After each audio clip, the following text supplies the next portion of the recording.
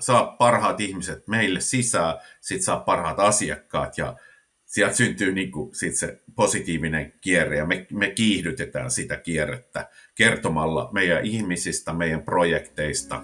Tervetuloa kuuntelemaan B2B-markkinoinnin kuninkuuslaji-podcastia. Olen Valtteri Taube ja tässä podcastissa keskustelen ihmisten kanssa, joilta me kaikki voimme oppia jotain. Tämän päivän vieraana on Rami Saarela, joka toimii Deloitten markkinointi- ja viestintäjohtajana. Ramilla on vaikuttava tausta markkinoinnin parissa, sisältäen kokemusta muun muassa Vapamedian strategiajohtajana, Zipipop Freudin toimitusjohtajana ja jopa MTVn urheilutoimittajana. Kiitos Rami, kun pääsit mukaan. Joo, kiitos. Kiva olla täällä. Miten urheilutoimittaja päätyi tällaisiin hommiin? No, oikeastaan niin kuin ajopuuteoria on varmaan se paras teoria, eli opiskelin viestintää ja sitä kautta sitten oikeastaan menin ekana, aloin tekemään verkkosivuja ja siinä samalla ja sitten päädyin Helsingin.fi päätoimittajaksi siinä joku sen vuoden, mutta sitten hain vähän muutakin, halusin niin kuin toimittaja kokemusta ja sitten hain toimittajan hommiin, pääsin sinne ja Maikkarilla tein tosiaan sitten telkkaripuolella ja Radio Novalla myös radiohommia ja sitten urheilutoimittajana aloitin. Ja sitten sitä kautta sitten vähän eksyin vähäksi aikaa myöskin tekemään aika paljon tämmöisiä erilaisia markkina-analyysimalleja aikakauslehdistä. Sitten sitä kautta sitten myös ATK-opena olin. Ja sitten vielä ATK:ta, hei, se oli sitä aikaa.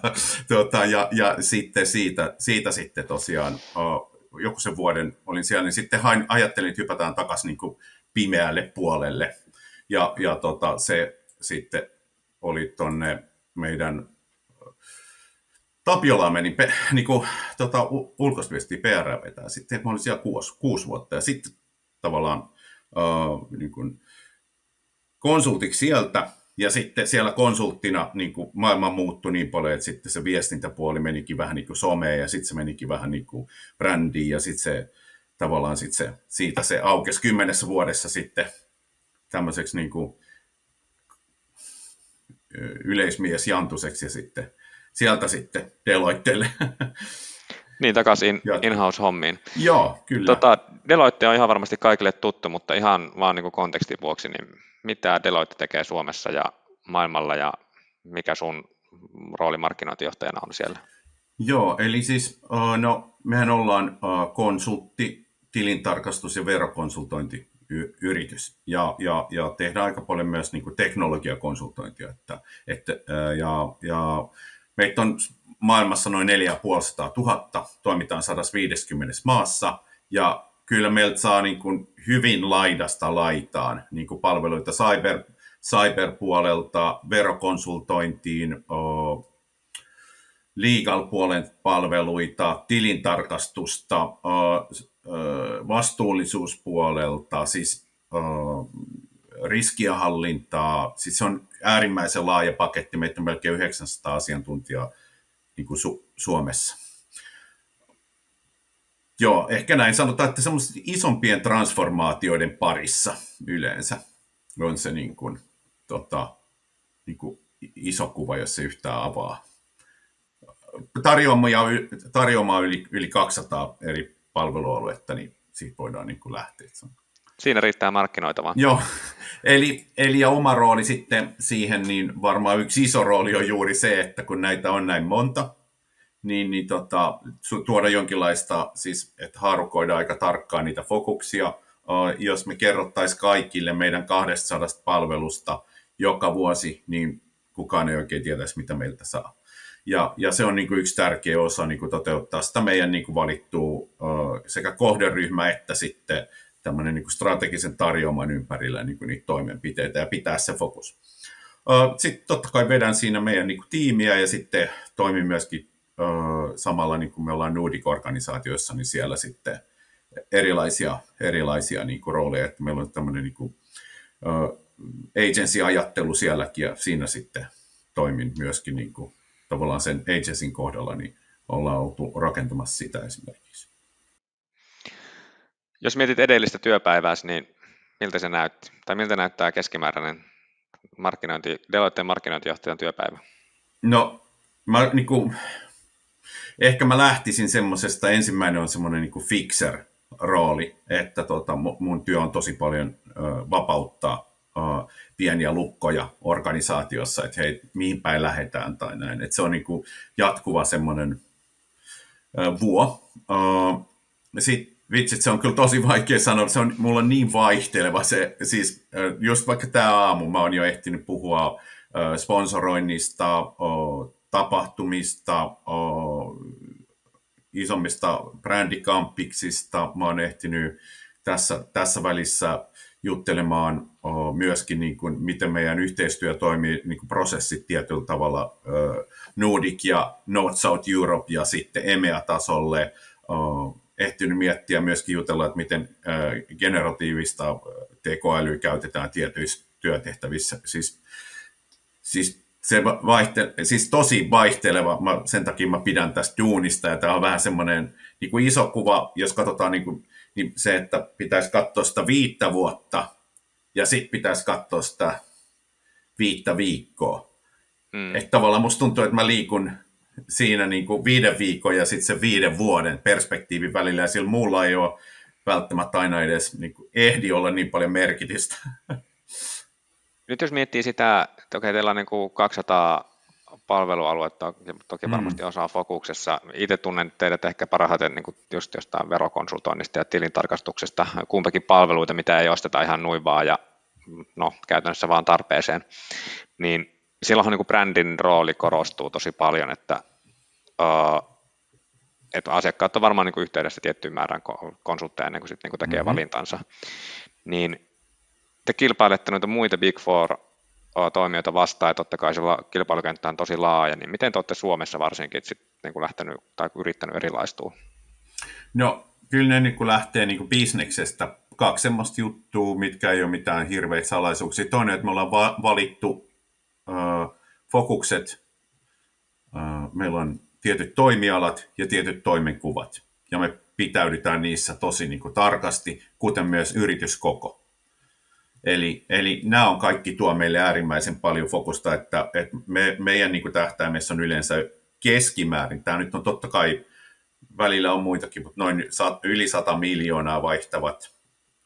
Ja meillä on erityisen tärkeinä 3 toimialaa meille. Ensimmäinen on tämä energia- ja valmistava teollisuus.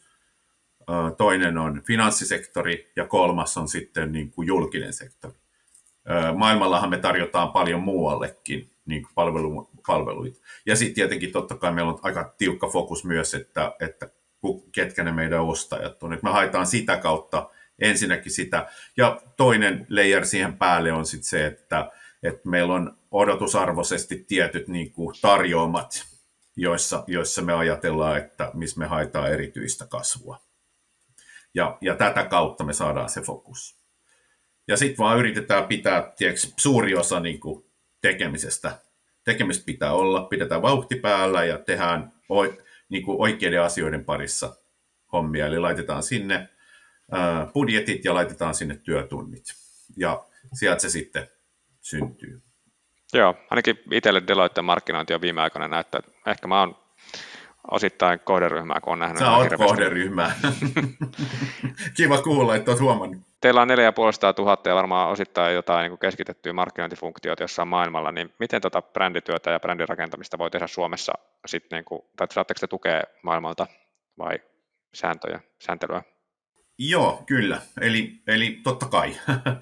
Mutta mun mielestä se on tosi onnistunut meillä. Mä oon itse ollut ihan älyttömän. Tämä oli mulle myös oppimatka. Mä oon niin tämmöinen muuntokouluttautuja ja nyt haluan jo laskea itseni myös markkinoinnin osaajaksi ja vaikka viestinnän puolelta lähtenytkin aikanaan. Ja meillä on niin kuin semmoinen alusta-ajattelu.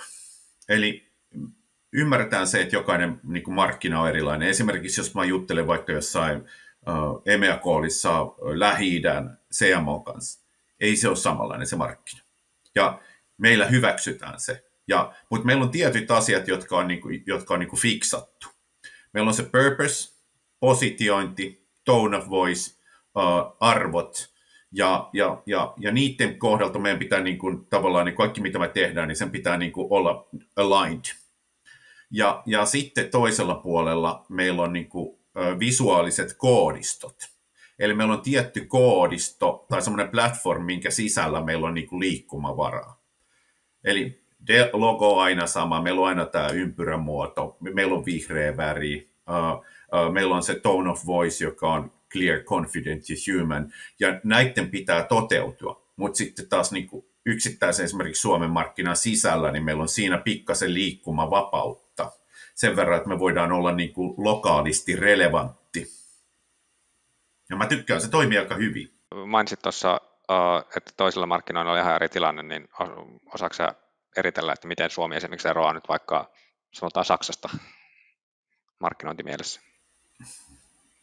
No ehkä se, toisaaltahan tämä on hyvin yksinkertainen niin konsulttibisnes. Saa parhaat ihmiset meille sisään, sitten saa parhaat asiakkaat ja sieltä syntyy niin kuin, sit se positiivinen kierre ja me kiihdytetään sitä kierrettä kertomalla meidän ihmisistä, meidän projekteista. Ja jos asiakas niin kuin miettii, että kenen kanssa mä haluan tehdä töitä, niin hän miettii aina, että no kuka tämä tyyppi on ja mitä se on tehnyt ja mikä se talo on. Sama jos meillä on työnhakija, niin se miettii, mihin tiimiin mä menen, kenen kanssa mä menen tekemään töitä ja mitä projekteja ja mikä on talon brändi. Eli nämä niin kuin isot kuvat ei varmaan niin muutu, mutta sitten esimerkiksi kuvituksissa eri puolilla maailmaa on erinäköisiä ihmisiä, erilaista, toimistot on erilaisia, vaikka se diversiteetti pitää niin kuin, totta kai näkyä, mutta samaan aikaan myös, että siellä pitää olla, niin kuin, että se tunnistetaan niin kuin jotenkin myös niin kuin lokaaliksi. Että niin kuin, se ehkä näkyy tuommoisissa, plus sitten, että mitä esimerkiksi jos vaikka ajatellaan, että sustainability services on meille niin kuin tärkeä asia, niin mitä vastuullisuus on Suomessa versus mitä se on Aasiassa. Ja kuinka matuuri se markkina on ja miten ne viestit toimii siellä, niin kyllähän me ollaan tosi erilaisia. Tai jenkitkin on jo ihan erilainen tuossa. Että tavallaan niin kuin annetaan sinne, se on enemmän se messaging, sit, joka niin kuin vaihtelee siellä. Ja painopisteet myös jonkin verran. Fiksusti rakennettu toi teidän systeemi. Sä sivustitkin tätä aihetta jo vähän, että tavallaan niin kuin parhaat tyypit sisään. Sitten niin kuin parhailla tyypeillä, varsinkin konsulttibisneksessä, on taipumusta olla myös näkemyksellisiä ja ehkä jopa tällaisia pieniä henkilöbrändejä. Niin miten teillä niin kuin tällaista Deloitte-brändi ja sitten nämä niin kuin lukuisat teidän niin kuin isommat ja pienemmät henkilöbrändit niin kuin suhtautuu toisiinsa? Mä lähden tämän tällä tavalla, että heittona vaan, että mikä on yksi maailman suurimmista henkilöbrändeistä, niin mä väittäisin, että se on Deloitte. William Deloitte perusti tämän yrityksen melkein 200 vuotta sitten. Ja kyllä sillä on siis merkitystä. Jos mietit kaikkia muita niin kuin lakitoimistoja tai vastaavia, onhan siellä aina niin kuin nimiä. Joskus on niin kuin 7 nimeä putkea ja sitten ruvetaan miettimään, että pitäisikö tälle antaa joku toinen nimi. Ne ovat erottamattomat. Ei Deloitte voi mennä mihinkään sanomaan mitään viisasta. Siellä on aina se ihminen. Ja totta kai niin kuin sitten vaikka joku PR tai joku, että Deloitte on tätä mieltä, mutta kyllä siellä on aina se ihminen. Ja meilläkin niin kuin tavallaan kyllä se että kun mennään vaikka asiakkaalle, niin kyllä hyvin nopeasti keskustelu menee heti siihen, mitä sinä olet tehnyt, mitä teidän tiimi on tehnyt, mikä teidän toimialaosaaminen on. Että se brändi, mä kuvaan sitä ehkä enemmän sillä tavalla, että awareness on, että haloo, Rami Deloitte, terve. Deloitte. No niin, se on niin kuin awareness level. Sitten me päästään bränditasolle siihen, että mitkä ne ulottuvuudet on. Että mä tiedänkin, että teette tätä ja tätä. Sä tiesit jo, että me tehdään niin kuin tilkkaamista veroa, ja nyt toivottavasti tämän juttelun jälkeen sä tiedät, että me tehdään myös tekki. Ja sitten tullaan siihen, että tunsit sä mut. Ja tämä on niinku tavallaan se layeri, mitä me niinku täällä rakennetaan, että se on mun mielestä niinku hyvin yksinkertainen, että se on niinku tosi tärkeä. Ja sitten taas ihmisillä pitääkin olla mielipiteitä, koska se on se, mistä meille niinku maksetaan, että meiltähän halutaan se näkemys. Ja niinku semmoinen tsekki, että hei, että meneehän tämä oikein ja auttakaa meitä. Niin sitä kautta se on niin mun mielestä tosi paljon myös henkilökohtaista ja siellä mä niin kuin itse näen, että jokainen tekee sitä duunia omalla itsellään. Ja kun sä olet se media, niin meidän täytyy ymmärtää niitä ihmisiä ja arvostaa sitä heidän erilaisuutta ja koittaa saada jokainen heistä niin kuin loistamaan omilla vahvuuksillaan. En tiedä, että Deloitte on nimetty perusteensa mukaan. Hauska knoppi.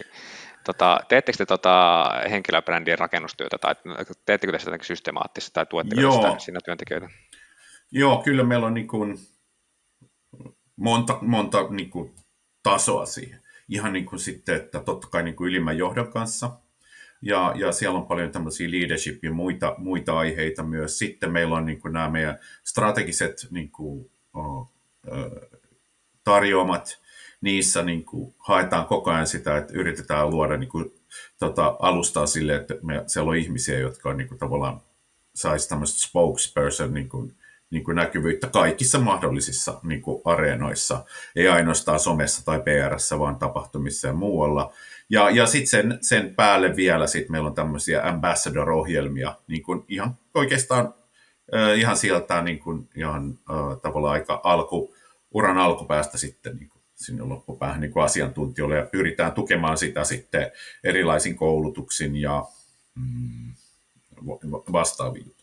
Plus totta kai me myös sitten käytetään, varmasti moni muukin meidän alalla käyttää nyt esimerkiksi, kun Linkkarissa tuli mahdollisuus myöskin boostata meidän asiantuntijoiden ja heidän niin kuin postaukset. Kyllä se perussääntö on, että mä väitän, että se on puolet tehokkaampaa kuin joku meidän asiantuntija jakaa jonkun jutun, kun niin kuin Deloitte jakaa sen jutun, että sitten siinä on vielä ne tehot erikseen, että yritetään saada vain jengiä messiin enemmän. Sehän on semmoinen.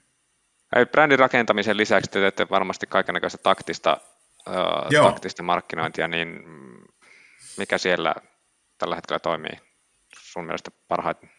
Ennen kaikkea, jos me mietitään, että me yritetään mahdollistaa niin kuin myyntiä.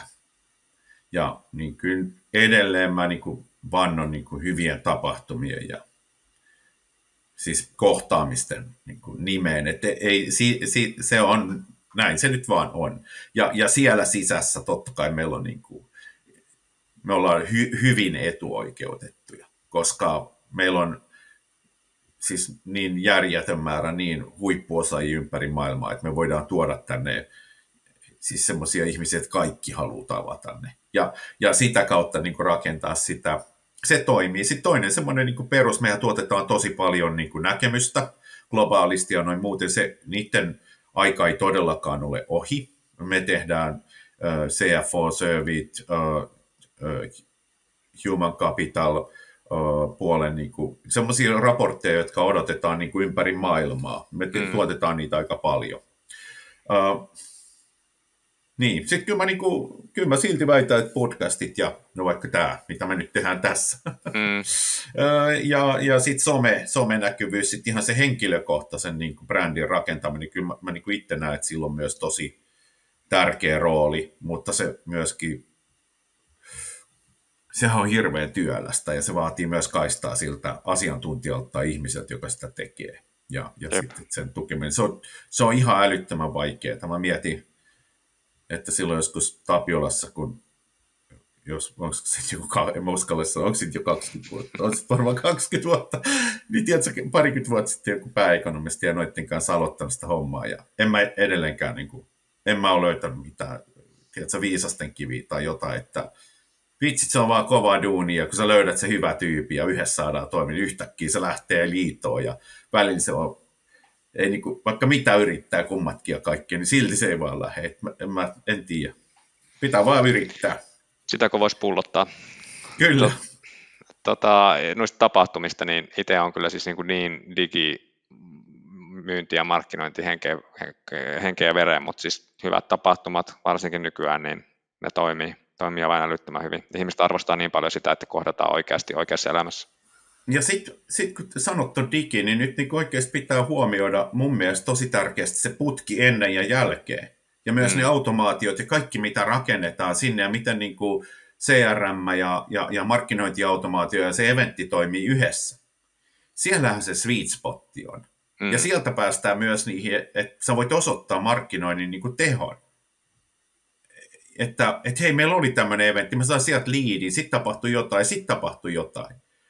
Ja kun se, että sä pystyisit osoittaa yksittäisen postauksen, niin kuin tiedätkö, tai että meillä olisi niin kuin suora polku sinne ostokseen asti. Meiltä ei niin kuin suoraan osteta niin kuin verkkokaupasta sinänsä. Aika harva B2B-business on sellaista. No, Kyllä. Että varsinkaan palvelubisnes, että sitä verkosta voisi ostaa noin vaan. Joo, siis toi niin kuin jälkihoito varsinkin, niin se on nyt sellainen, missä niin kuin itse haluaisin petrata tosi paljon, että miten sitä pystyy tekemään paremmin, koska sieltä saa niitä sitten niin kuin liidejä huomattavasti paremmin kuin vaan niin kuin muistinvarassa. Mutta okei, teette tapahtumia niin kuin monesta syystä myös taktisia, sitten teillä on niin kuin koetat erottautua tietyissä kohderyhmissä muista kilpailijoista, niin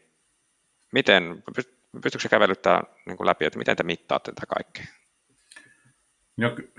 No pari juttua. Totta kai ensimmäinen on se perus brand awareness ja niin kuin ne on, mutta se on hyvin epävolatiili mittari, Niin se on teillä 100 niin kuin kohderyhmissä. Niin, mielikuvat ei niin kuin muutu viikossa, paitsi joskus kun ne romahtaa jonkun valitettavan tapahtuman johdosta.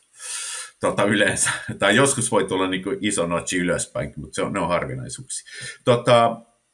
Eli sitten toinen tietenkin tosi tärkeä on ihan inboundi. Share of voice haussa, siis niin kuin jos bränditasolla niin kuin mitataan tällaisia. Me myöskin samaan aikaan kysytään, meillä on tosi paljon niin kuin asiakkuuskyselyitä, niin kysytään myös heiltä, on se nähnyt meitä ja näin.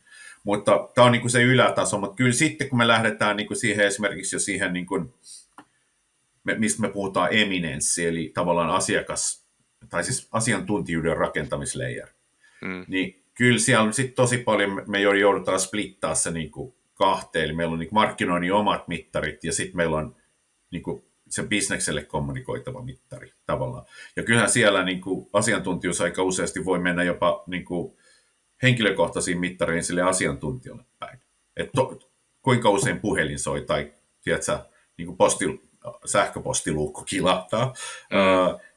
Ja ihan siitä, että kuinka paljon näkyy hauissa, kuinka paljon meillä näkyy, niin kuin esimerkiksi meillä on profiilit nettisivuilla, niin kuinka paljon niillä käydään. Ja sitten me mennään sinne meidän toiselle puolelle, jossa on ihan niin kuin yhteisiä mittareita, esimerkiksi se, että kuinka monta asiaa tapahtuu. Frekvenssi on tosi tärkeä, ja sitten sieltä niin kuin mennään sitten niihin meidän niin kuin digipuoleen ja muuhun mittareihin, jossa on niin kuin, ne perusklikit ja reachit ja niin kuin vastaavat. Että mä tiedän, osasinko mä yhtään niin kuin vastata sulle tähän. Ja sitten eventeissä, niin sitten taas me mitataan tosi paljon myös sen lisäksi, että että kuinka laajat ne listat on, sitten katsotaan sieltä sitä pullia, sitten siihen niin kuin väliin. Erityisen tärkeää, että me seurataan koko ajan, kuinka paljon meidän strategisia asiakkaita on tapahtumissa. Se on niin kuin oma KPI, ja ne on kaikki niin kuin ihan täpätty. Me tiedetään, ketä me halutaan erityisesti asiakkaaksi, vaikka kaikki melkein niin kuin yli 100 miljoonaa vaihtavat, niin tervetuloa. Mutta sitten siellä on niin kuin tämmöisiä myöskin niin kuin mitataan, että se on niin kuin hyvin monitahoinen, ja sitten ehkä mä oon niin kuin itse yrittänyt yhdistää, sit kun pitäisi olla jotain yhdistäviä tekijöitä, niin mä oon käyttänyt niin kuin aikaa. Aika on yhteen mittari, eli nyt vaikka joku kuuntelee tämän, niin se käyttää 45 minuuttia sun brändin kanssa. Niin jos sä katot vaikka digiin, niin miten sä saat 45 minsaa jonkun käyttää niin kuin jonkun mainonnan tai kontsan parista, kun se lukee jonkun jutun. Niin, yksi LinkedIn-postaus on 20 sekkaa, jos sitäkään. Just niin. Ja sitten tämä on 45 minsaa, tai tiedätkö, jos on joku hieno tapahtuma, 2 tuntia FaceTime. Kyllä niin, mä jotenkin yritän yhdistää tolla, ja sitten vaikka se on niin kuin, vähän semmoinen niin kuin keksitty, sekin, että impressiot. Mutta impressiot sä saat joka puolelta. Niin sitten sä voit niinku vähän verrata, että sä saat ballparkki, että niinku isossa kuvassa se pitää välillä katsoa vähän kauempaa, kun se on niin hirveän helppo otetaan mikä tahansa, me saadaan 300 mittaria digimaailmasta. Jokainen niistä on melkein, niin kuin, jos joku haluaa ruveta vääntää tai kyseenalaistaa, niin se on jotenkin kyseenalaistettavissa.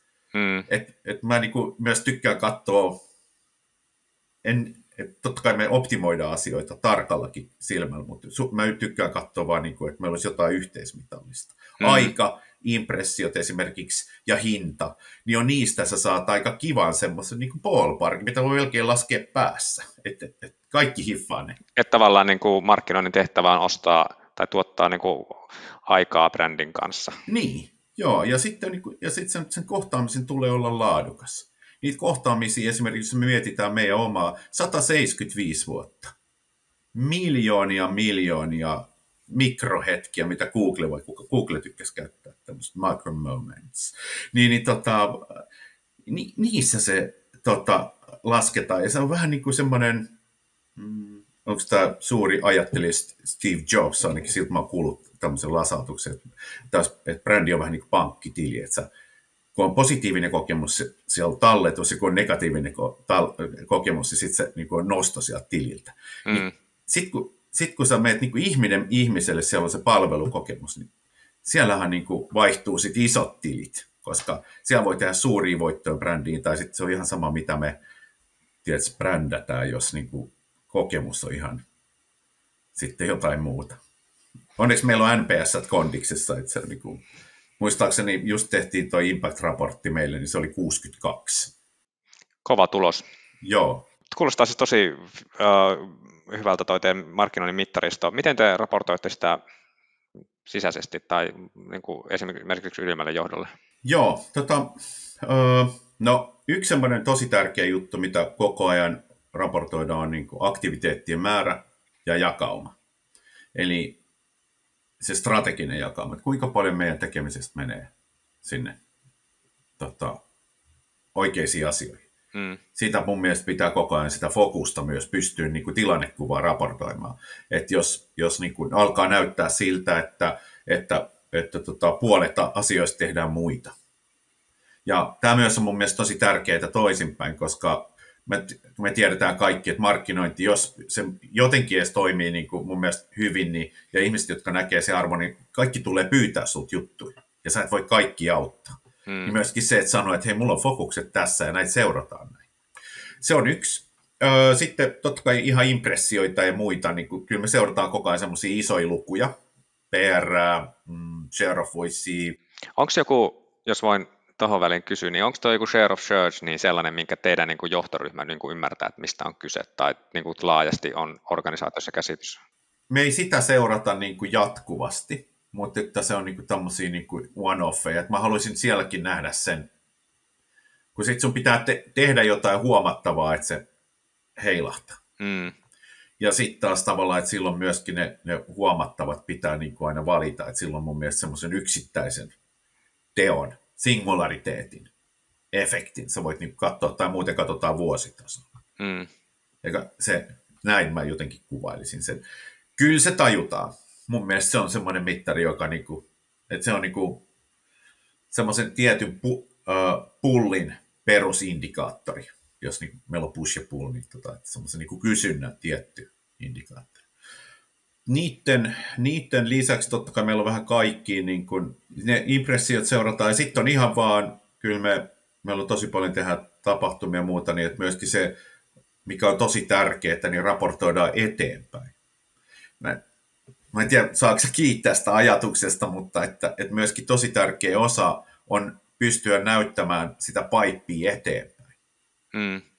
Että saadaan niin kuin iso talo, niin että meillä on niin kuin tilannekuva eteenpäin koko ajan, ja sitä pystytään hyödyntämään, jos vaikka nyt ajatellaan uudestaan, että meillä on tosi paljon sitä tarjoamaa, niin silloin kuitenkin joku talousjohtaja on lähes joka tarjoamalle relevantti. Mutta me ei voida tarjota 200 asiaa, vaan että pitäisi löytää niitä sweet spotteja, mitä me kutsutaan, meillä on semmoinen niin multidisciplinary model, eli tavallaan, että monta tarjoamaa on niin kuin yhdessä, että sieltä syntyy jotain paljon isompaa. Ja näitä sweet spotteja sitten yritetään löytää ja silleen, että kaikki on tietoisia, että hei, toi on meillekin relevanttia, tiedätkö, saadaan niinku sitä synergiaa, koska se Vähän, paljon käytetty sana. Kuinka paljon sä käytät sun ajasta sellaiseen niin kuin markkinoinnin ilosanoman levittämiseen ympäri organisaatiota? Kerrot vaikka tällaisesta, niin kuin, että nyt on tulossa tapahtumaa ja tällaisia tuloksia tuli tapahtumasta. Ja... No kaiken A ja O on mun mielestä, että mihin käyttää paljon niin kuin myös musta tuntuu niin aikaan, että puhuu aina siitä, että me johdamme odotusarvoa. Että meidän sisäinen asiakastyytyväisyys, se, että onko markkinointi hyvä vai ei, on odotusarvon ja sitten sen toteuman välinen erotus. Ja siellä mun mielestä luuraa niin kuin järjetön potentia, jos sä uskallat olla rehellinen itsellesi, että mitä sä voit saada aikaiseksi. Ja tämmöisen niin kuin ajattelun kautta. Sitten toinen on totta kai, että meillä on koko ajan noin kaikki statsit, niin niitä droppaa joka paikassa. Siis, että välttämättä aina meillä sitten niinku business-partnerit esimerkiksi juttelee bisneksen kanssa, totta kai ne tuottaa näkymään niinku erilaisiin mittareihin. Meillä on vaikka meidän kaikki digitaalisen puolen niinku mittaamiset on niinku lähes reaaliajassa, pystytään niinku näyttämään jokaisen meidän strategisen osa-alueen niinku statsit koko ajan, vaikkapa. Mutta että me käytäisiin koko ajan niinku niiden kautta sitä. Niin ehkä se on, mä sanoisin, että kuitenkin enemmän tuommoisen niin kuin odotusarvon ja toteuman niin kuin sitä sweet spottia hakien, niin sitten se kokemus meistä ja siitä arvosta niin välittyy. Et siihen mä yritän, en tiedä olisiko tiimi samaa mieltä, mutta että ainakin yrittää itse aina puhua siitä. Että. Jos vielä palataan vähän taaksepäin siihen näihin niin kuin henkilöbrändeihin, Joo. ja sitten tähän niin kuin markkinoinnin arvon tai markkinoinnin roolin ja tärkeyden ymmärtämiseen organisaatiossa, niin kuinka te varmistatte, että niin kuin ihmisillä on niin kuin se ymmärrys, että hei, että minunkin pitäisi tehdä markkinointia, minullakin on rooli tässä? Mä uskon tosi paljon siihen, että sit kun meillä on niitä tiettyjä ihmisiä, jotka on tunnistettu, niin heidän luokse mennään ja tehdään yhdessä. Eli henkilökohtaiset suunnitelmat ja sitten myös henkilökohtainen niin kuin sparraus ja henkilökohtainen seuraus. Ja sitten siellä pitää olla aina tavallaan niin kuin kunnossa first and foremost lupa, käyttää aikaa ja lupa myöskin niin kuin puhua ja edustaa. Joskus on se, pelkästään se niin kuin jo jarruttaa ja tutkia se, että se on niin kuin kondiksissa ja varmistaa se. Sitten toisaalta meillä on se motivaatio, ja sekin on semmoinen, että osa on semmoisia, että ne tykkää ja haluaa olla esille ja muuta, ja silloin se tämmöisten ihmisten kanssa se, niin kuin, siellä on se sweet spotti, ja sitten vielä se osaaminen, ja sitten se osaaminen on sitten se, ja se on sitä pelon poistoa myös, että jos itse miettii itseäänkin, niin kyllähän se joka kerta vähän jännittää mennä jonnekin esille, tai että se ei vaan, niin kuin, että sekin on vähän niin kuin mun mielestä osittain meidän duuni, että kyllä se ainakin suomalaiselle on vähän vaikea, ja sittenkin pitäisi soittaa jonnekin, että mä oon muuten tosi kova tekijä. Että ottakaa mut puhuu jonnekin. Ei se vaan niin kuin irtoi tai toimituksen, niin kyllä meidän pitää auttaa, että hei, meillä on tosi hyvä osaaja. Ja että haluaisitteko te keskustella. Se on niin kuin myös se mahdollista, eli tällaisilla ehkä sitten koitetaan niin kuin sitä varmistaa, edistää. Ja totta kai myös sitten jatkuvasti, niin kuin, jos juttelee jossain johtoryhmissä tai menee jonnekin jonkun vaikka jonkun meidän yksittäisen business unitin niin kuin tapahtumaan puhumaan, tai mä puhun joka kerta, kun meillä on Introduction to Brand and Marketing joka kuukausi, niin siellä näistä asioista ja heidän niin kuin, jokaisen deloittelaisen merkityksestä meille brändin rakentajana. Niin kuin pienissä paloissa ja sitten sitä koulutusta jatkuvasti ja ymmärrystä, että mitä me yritetään niin kuin tarjota.